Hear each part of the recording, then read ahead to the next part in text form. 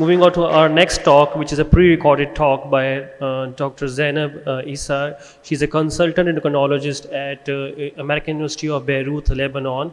Please play the video. Everyone. First, I would like to thank the organizing committee of the Pakistan Endocrine Society, the AACE MENA, for inviting me. I was actually eager to see you in person and meet you, but unfortunately, due to the unforeseen circumstances that happened in my homeland, Lebanon, I couldn't join you in person. But despite the distance, I feel honored to be part of this virtual meeting. Today I will be discussing the association between subclinical hypothyroidism and cardiovascular risk. So I declare that I have no conflict of interest relevant to this presentation. This is my outline. First, we'll have a briefing on definition, prevalence, and the progression of subclinical hypothyroidism. Then we'll explore the effect of thyroid hormone in general on the heart from a pathophysiological point of view. Then we'll move to talk about the effect of subclinical hypothyroidism on cardiovascular risk factors and surrogate markers. And then we'll go to talk about the effect of subclinical hypothyroidism on more hard outcomes like cardiovascular diseases like coronary artery disease and heart failure. And finally, we'll answer the question, what's the effect of treatment of subclinical hypothyroidism on the cardiovascular outcomes? So by definition, subclinical hypothyroidism, usually it refers to abnormally high TSH with a normal free T4. But most guidelines set an upper limit for TSH between 4.4 and 5, but the majority of euthyroid individuals fall between 0.4 and 2.5, and this depends on their iodine intake. So each individual has probably a specific genetically determined set point for the hypothalamic pituitary thyroid axis. So as shown in this graph, a Danish twin study found that heritability accounted for 64% of the variation in the TSH and 65% of the variation of free T4 and 64% of the variation of free T3. We know that TSH tend to increase with age, and this data comes from observational study, and it seems to be a physiological process rather than a pathological one. And this raises the issue of overdiagnosing subclinical hypothyroidism and hence over-treating the elderly population. Now, the prevalence of subclinical hypothyroidism can reach up to 10%, and it's most prevalent among elderly women. And it is an important consideration when thinking about screening and management of in these populations. The progression of subclinical hypothyroidism range from 2 to 6%, and this depends on factors like the level of TSH and the presence or absence of antithyroid peroxidase antibodies. And looking at the table, we can see the odds ratio for various conditions. For instance, when TSH is raised, regardless of antibody status, the OR for progression is 40%. Whereas if both TSH is raised and antibodies are present, the progression risk jumps significantly to an OR of 38%. This minimal changes of free T4 affect TSH secretion.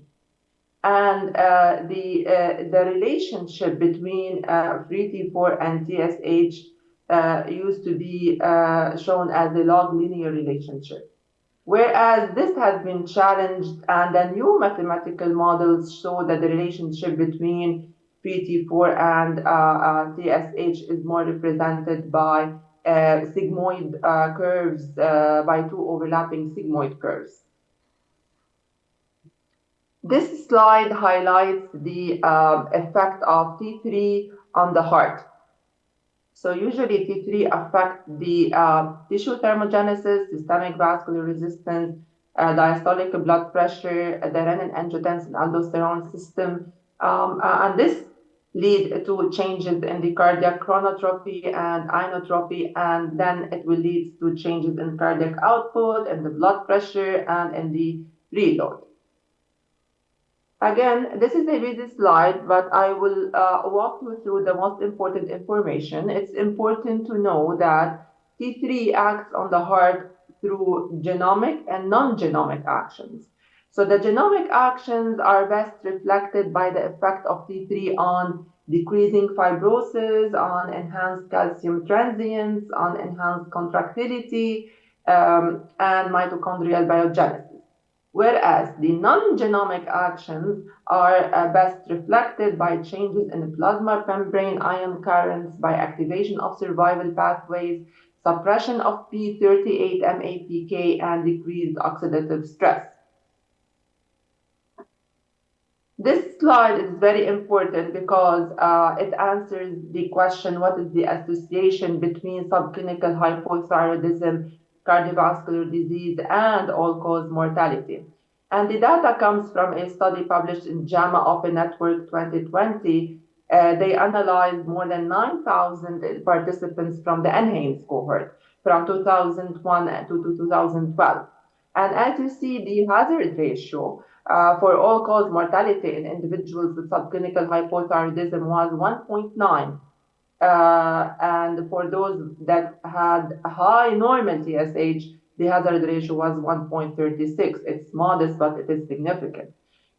How cardiovascular disease mediated this mortality? Well, actually, cardiovascular disease mediated 14% of the association between subclinical hypothyroidism and all-cause mortality. And for those who had high normal TSH, the cardiovascular disease mediated 6% of the increased mortality. Now, moving into to talk about the effect of subclinical hypothyroidism on cardiovascular risk. We'll start by the effect of subclinical hypothyroidism on lipid profile. This data comes from the Colorado Thyroid Disease Prevalence Study. It is one of the largest studies of its kind on thyroid health. It was done to determine the relationship between abnormal thyroid function and lipid level and abnormal thyroid function and symptoms. And as you see, the mean serum total cholesterol level among patients with TSH between 5 and 10 was significantly higher than the mean total cholesterol in euthyroid subjects, 223 versus 216. And the mean LDL was also significantly higher in, among those with the TSH between 5 and 10 versus euthyroid group. Other serum lipid levels were not really significant. Interestingly, patients with subclinical hypothyroidism seems to have higher small dense LDL levels compared to controls with an OR of 3.6. And you know that small dense LDL is an important surrogate marker of cardiovascular disease. What about isovolumetric relaxation time? We know that isovolumetric relaxation time is a marker of diastolic function. And diastolic dysfunction can precede many cardiovascular diseases like heart failure, atrial fibrillation, and others. So patients with subclinical hypothyroidism have prolonged isovolumic relaxation time, increased A wave, and diminished E over A ratio. And this prolongation was corrected after the correction of TSH with levothyroxine. Subclinical hypothyroidism can affect other surrogate markers. It can affect the brachial ankle pulse wave velocity, diastolic blood pressure, the inflammation markers like CRP. It showed the lower flow-mediated dilatation values. It was associated with endothelial dysfunction, and we had conflicting results regarding the left ventricular function. What about heart failure? The cardiovascular health study looked at more than 3,000 adults aged more than 65 years who were initially free of heart failure. And patients who had TSH more than 10, it seems that subclinical hypothyroidism represented a potential modifiable risk factor for heart failure in this elderly population, but not subclinical hypothyroidism who had TSH between 4.5 to 9. Carotid intima media thickness is also a surrogate marker of cardiovascular endpoint, and this was a case control study where a carotid intima media thickness was significantly higher among patients with subclinical hypothyroidism than the control. And the correction, and when we corrected TSH, the carotid intima media thickness decreased significantly after 1 year of treatment. What about stroke? So this study conducted a pooled analysis, individual participant data analysis. Here we are looking at a study by Shaker et al.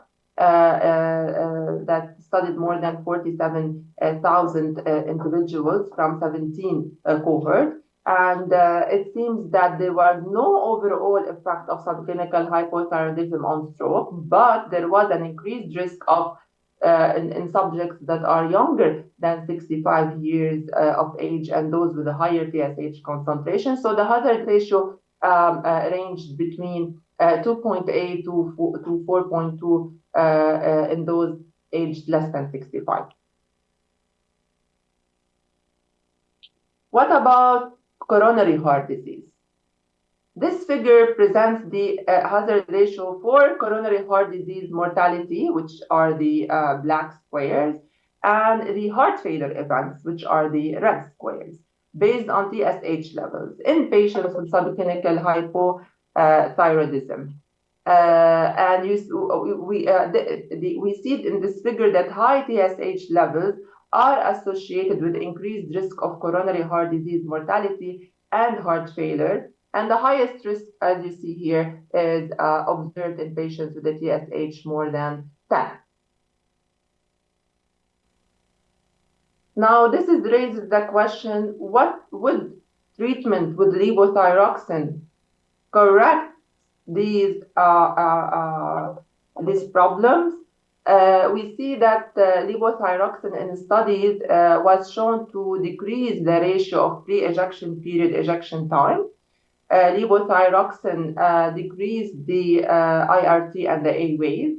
The E over A ratio increased. The LV ejection time decreased, and it improved cardiac preload and contractility in a small study. So the studies were mainly limited by the small sample size, the short duration, and the non-standardized definition. What's the effect of levothyroxine therapy on blood pressure? Actually, the data comes from one good quality and two fair quality trials. They found that there is no effect on blood pressure between treatment versus no treatment in patients with subclinical hypothyroidism. Also, in the systematic review and meta-analysis of randomized control trials, levothyroxine decreased total and LDL levels compared to no treatment. Levothyroxine again decreased intima media thickness by 11%, and the levothyroxine replacement improved both the lipid profile and the intima media thickness, suggesting that lipid infiltration is a major cause of the intima media thickness increase. So this is the TRUST trial, which is a landmark trial in subclinical hypothyroidism patients. It was a double-blind, randomized, placebo-controlled parallel group trial, which included more than 700 individuals who were at least 65 years of age and had persisting subclinical hypothyroidism defined by TSH between 4.6 to 20 with a normal 3 to 4. And the two primary outcomes were the change in the hypothyroid score and the tiredness score based on a questionnaire. And we see that there was no a significant difference between the levothyroxine group and the placebo groups in terms of fatal or non-fatal cardiovascular events, cardiovascular death, death from any cause, heart failure, new onset AFib. But it's very important to note that in this trial, the trial was not powered to detect any effect of levothyroxine on the incidence of cardiovascular event of mortality. Therefore, we cannot really exclude the possibility that treatment with levothyroxine may provide cardiovascular protection or harm in patients with subclinical hypothyroidism. The data is more clear here because in this study by Rabzi et al., the levothyroxine effect versus no treatment showed in patients aged less than 70 years significant decrease in ischemic heart disease events, significant decrease in all-cause mortality, and in death due to circulatory diseases and cancer mortality. Whereas in patients older than 70 years, there was no effect of levothyroxine versus no treatment on the cardiovascular and mortality outcome. Again, this is consistent with the more recent trial where levothyroxine decreased cardiovascular mortality in patients with subclinical hypothyroidism aged less than 60 to 70 years of age, whereas there was no effect on cardiovascular mortality in aged more than 60 to 70 years of age. What about giving levothyroxine in patients with subclinical hypothyroidism with established heart disease? Is levothyroxine harmful in these patients? Well, the answer this was answered in a systematic review where risk of all-cause mortality, MACE, and hospital admission in levothyroxine-treated versus untreated individuals with subclinical hypothyroidism or heart disease was not significant, so there was no harm in treating patients with heart disease and subclinical hypothyroidism with levothyroxine. Now, this is the summary. What are the indications of thyroid hormone replacement in adults with subclinical hypothyroidism? So first, we look at the TSH. If the TSH more than 10, we treat. If TSH between 7 and 10, we consider the patient age. If the age is less than 65 to 70 years, we treat with T4. If it is more than 65 to 70 years, if there are really convincing symptoms, we treat. If not, we observe. If the TSH is less than 7, we consider also the patient age. If the age is more than 65 to 70, we observe because the TSH is normal for age. Whereas if the age is less than 65 to 70 and there are convincing symptoms of hypothyroidism, then we treat. What are the possible challenges and collaborative opportunities? First, we have to address data gaps, the cohort harmonization. So we need to harmonize the thyroid testing across cohorts to standardize the T3 management and thyroid function assays. They address the inconsistencies in available data for better research. We have to expand collaborative research and increase the partnership with the other research network and utilize integrated clinical data systems for broader insights into the relationship between thyroid dysfunction and cardiovascular disease. What is the future in research of thyroid dysfunction and cardiovascular disease? It is recommended to leverage big data and omics to identify new patterns and trends. We have to approach large consortia like the Thyroid Studies Collaboration and the Thyroid Omics Consortium.